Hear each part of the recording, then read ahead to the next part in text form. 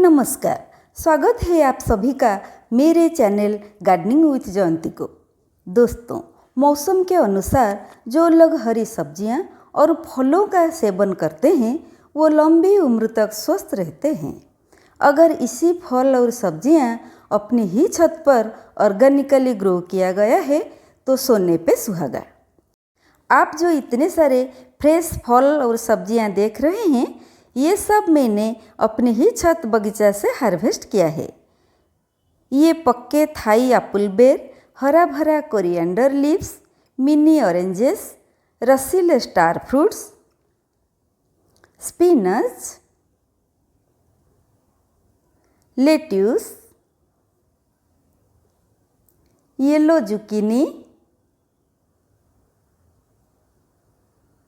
Brinjals,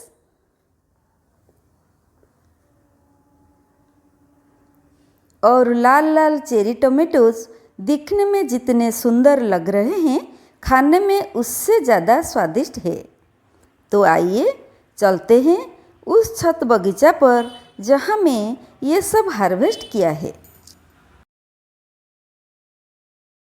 यहाँ आप देख रहे हैं ढेर सारे रंग बिरंगी फूल। ये छत बगीचा को मैंने 2 सेक्शन में बांट दिया है। मुझे फूल बहुत पसंद है, इसलिए मैंने पहला सेक्शन को फूलों से भर दिया है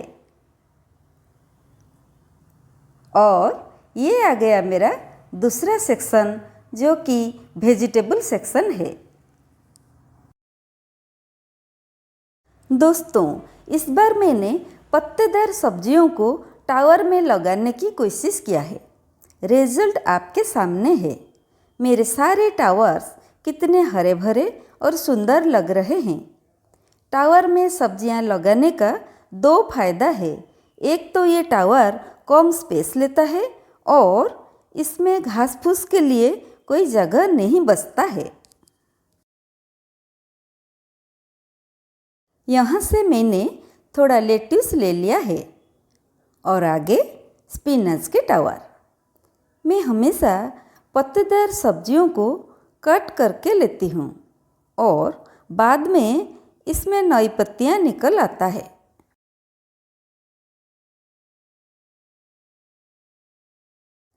पालक जैसी हरी पत्तेदार सब्जी में आयरन, विटामिन के और बी भरपूर मात्रा में होते हैं।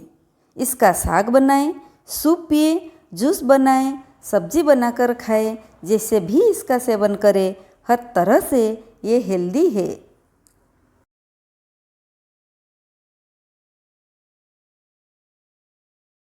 ये है कोरिएंडर टावर। यहाँ से कुछ कोरिएंडर ले लेते हैं।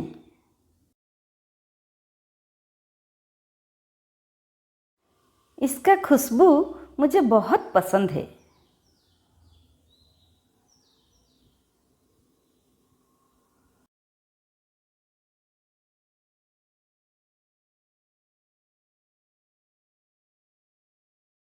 दोस्तों, ये है डिल।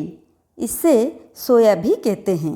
इनका यूज मसाले में, खाना पकाने के लिए, सलाद, सैंडविच आदि में किया जाता है।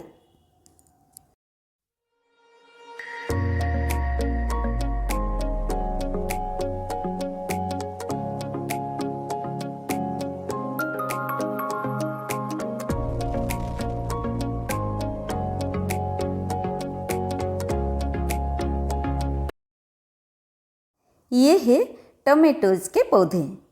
मैं 6 पौधे लगाई थी और आप देख रहे हैं कितने सारे टमेटोज हुए हैं। बहुत सारे पक भी गए हैं। 1-2 दिन में हार्वेस्ट कर लेंगे। इस बार चिड़ियाँ चेरी टोमेटोज के पीछे पड़े हैं। इस तरफ उनके नज़र नहीं पड़ा है।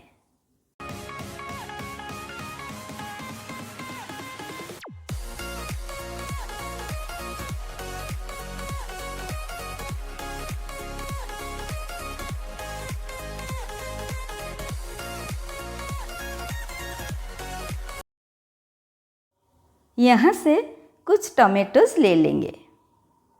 आप देख रहे हैं लाल लाल रसीले टमेटोज। साइज भी कितने बड़े बड़े हैं।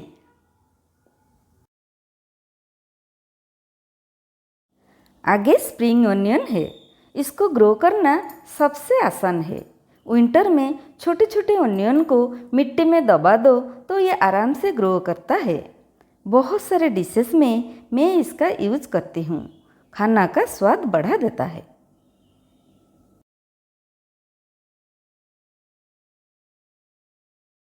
दोस्तों, ये मेरा रेड बेल पेपर का पौधा है। अभी तक ग्रीन दिख रहा है क्योंकि रेड होने में टाइम बाकी है।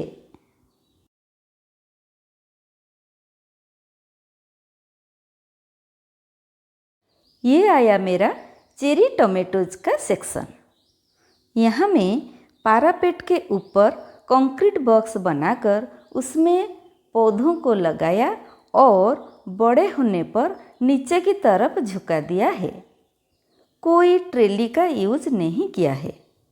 पौधे भी आराम से फल दे रहे हैं। हर साल मैं इसी स्टाइल से चेरी टोमेटोज़ के पौधे लगाती हूँ और कम से कम 30 से 40 केजी तक टोमेटोज़ हार्वेस्ट करती हूँ। है ना यूनिक स्टाइल? सिर्फ पौधे लगाओ, केयर करो और हार्वेस्ट करो ढेर सारे चेरी टोमेटोज़।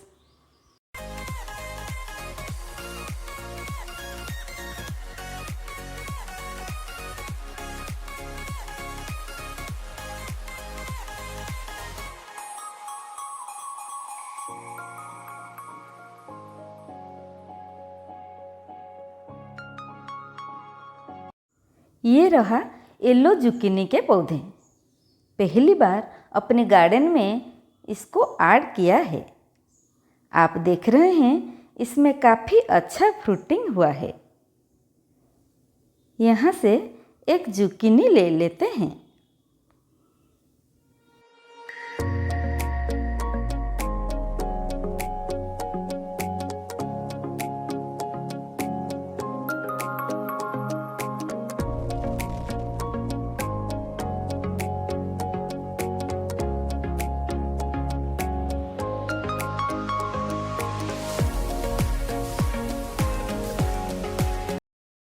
अब हम आ गए ब्रिंजल सेक्शन को। यहाँ मैं कई प्रकार का ब्रिंजल लगाई हूँ। किसी का कलर पर्पल है तो किसी का ग्रीन। कोई ब्रिंजल राउंड शेप का है तो कोई ब्रिंजल एलोंगेटेड शेप का है। अलग अलग वेराइटीज़ ब्रिंजल का टेस्ट भी थोड़ा बहुत अलग अलग होता है।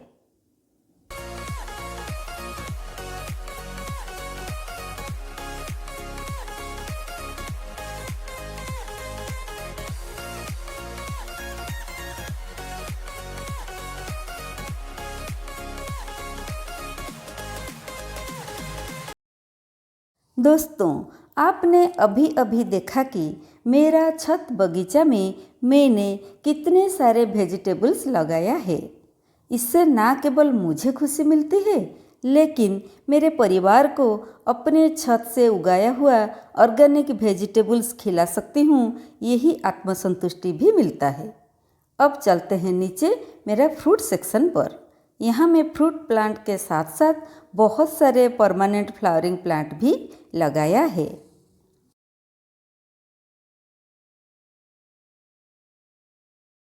यहाँ एक ऑरेंज प्लांट है।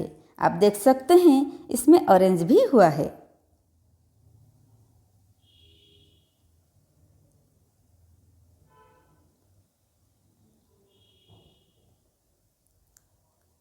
ये आ गया मेरा मलबेरी प्लांट। इसमें साल में 2 बार फ्रूटिंग होता है। पहली बार फरवरी से मार्च के अंदर अंदर और दूसरी बार अक्टूबर से नवंबर के अंदर अंदर इसमें 2 बार फ्लावरिंग होता है। चिड़ियों को भगाने के लिए मैंने इसके ऊपर नेट लगा दिया है। मलबेरी पक जाने पर पूरा ब्लैक कलर का हो जाता है और खाने में बहुत ही टेस्टी लगता है। दोस्तों, इस मलबेरी प्लांट से हम सारे मलबेरी हार्वेस्ट कर चुके हैं। अभी आप देख रहे हैं इस मलबेरी प्लांट का पहला वाला वीडियो। कितना छोटा सा प्लांट और कितने सारे फ्रूटिंग हुआ है ना कमल का पौधा।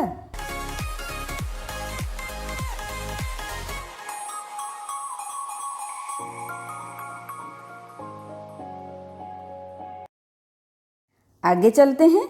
मलबरी के पास व्हाइट जामुन का पौधा है और इसके आगे गंधराज नींबू का पौधा। इसमें फ्लावरिंग शुरू हो गया है। रिसेंटली गंधराज नींबू को असम का स्टेट फ्रूट का मान्यता मिला है।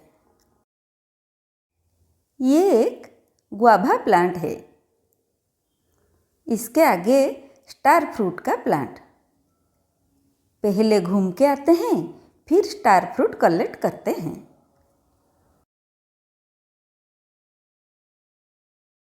ये है मेरा चीकू का प्लांट। इसको लगाए हुए 10 साल हो गया है। कंटेनर में है, फिर भी बहुत अच्छा फ्रूटिंग हो रहा है। साल भर इसमें फ्रूटिंग होता रहता है। जब भी देखो इसमें बड़े बड़े फ्रूट्स, छोटे छोटे फ्रूट्स और फ्लावर्स भी देखने को मिलता है।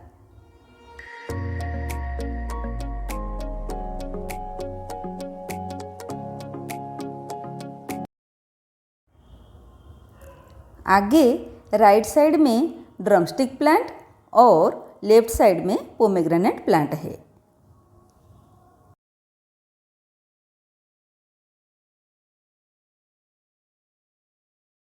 वापस चलते हैं स्टार फ्रूट प्लांट के पास। यहाँ से कुछ स्टार फ्रूट्स ले लेते हैं। पके हुए स्टार फ्रूट्स कितने सुंदर दिख रहे हैं। इसको देखते ही मेरा मन खुश हो जाता है। मीठा भी है तो खाने में अच्छा लगता है।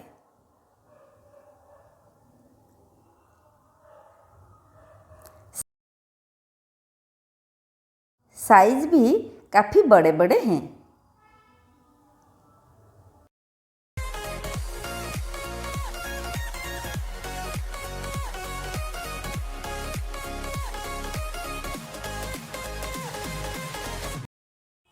ये एक मिनी ऑरेंज प्लांट है। इसको कालामंडीन ऑरेंज भी कहते हैं। पक जाने पर पूरा ऑरेंज कलर का हो जाता है। इस प्लांट में एक साथ बहुत अच्छा फ्रूटिंग होता है। कोई कोई इस फल को प्लांट में ऐसे ही छोड़ देते हैं सुंदर दिखने के लिए, और कोई कोई इसमें अचार वगैरह बना लेते हैं। मुझे इसका खुशबू बहुत पसंद है।